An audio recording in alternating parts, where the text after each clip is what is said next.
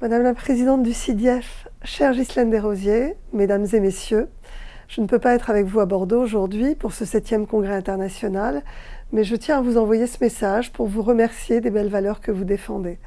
Ces valeurs, elles sont aussi les miennes et vous les incarnez. En effet, votre réseau se compose à la fois d'individus, d'associations, d'institutions venant d'une trentaine de pays et vous êtes réunis par les mêmes affinités professionnelles. Vous êtes tournés vers les enjeux de demain. À vos ambitions, à nos ambitions, s'ajoutent pour votre 7e congrès mondial des thèmes qui me sont chers. Je veux parler de la recherche, de l'innovation, du soin. Grâce à vous, de nouvelles tendances vont émerger en pratique clinique, en formation et en recherche. J'en viens à mon sujet du moment, le déploiement de l'exercice infirmier en pratique avancée. Le 13 octobre dernier, le Premier ministre et moi-même avons annoncé l'entrée en formation des infirmiers en pratique avancée dès le mois de septembre 2018. La formation durera 2 ans. Elle débouchera sur un diplôme d'état infirmier en pratique avancée qui sera reconnu au grade de master. En 2020, nous compterons entre 500 et 600 infirmiers de pratique avancée pour arriver à près de 2000 pour l'année 2022. Contrairement à ce que l'on pourrait croire, la pratique avancée ne constitue ni à créer un nouveau métier, ni à élargir les actes de la profession. Il s'agit plutôt d'élargir les compétences pour mieux répondre à l'évolution des pratiques soignantes. Je les connais, j'en sais la spécificité. La marche à gravir est importante. Je ne sous-estime pas les résistances au changement. Tous les pays qui se sont ouverts aux pratiques avancées ont eu ce débat. Et vous êtes bien placés pour le savoir parce que vous avez ce regard international.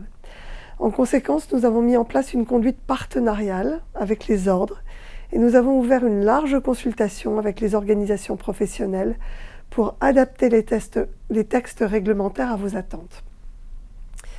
Plus généralement, et je sais aussi que vous serez de mon avis, la recherche en soins infirmiers doit se développer.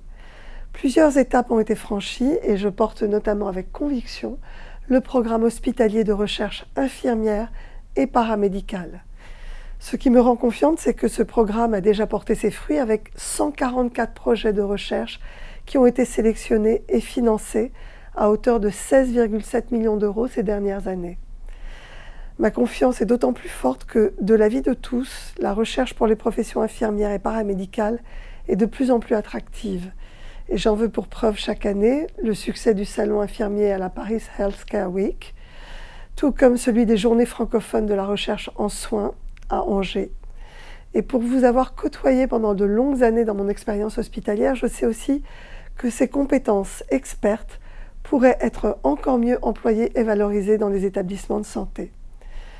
Pour donner à ces sciences, à vos sciences, les lettres de noblesse que vous méritez, je ferai tout pour développer la recherche dans ce domaine et pour tirer le meilleur parti de vos publications scientifiques. J'aimerais enfin revenir sur l'universitarisation de la profession. J'ai signé avec Frédérique Vidal, ministre de l'Enseignement supérieur, de la Recherche et de l'Innovation, une lettre de mission pour des concertations en vue de l'universitarisation des professions paramédicales. Ce que nous souhaitons, c'est la garantie d'un cursus universitaire balisé. C'est le gage de l'excellence à laquelle nous ne pouvons pas nous dérober si nous voulons maintenir notre rang dans le monde. Ce rapprochement de l'université doit permettre une réingénierie de la formation. Je souhaite que vos référentiels soient revus d'ici 2019 et je veillerai à ce qu'on identifie quelques modules communs et qu'on mutualise certains enseignements pour favoriser le travail en équipe. Surtout, je veux que les diplômes d'État puissent être délivrés par les universités. Mesdames et messieurs, encore une fois, merci pour votre travail, votre investissement et votre ambition.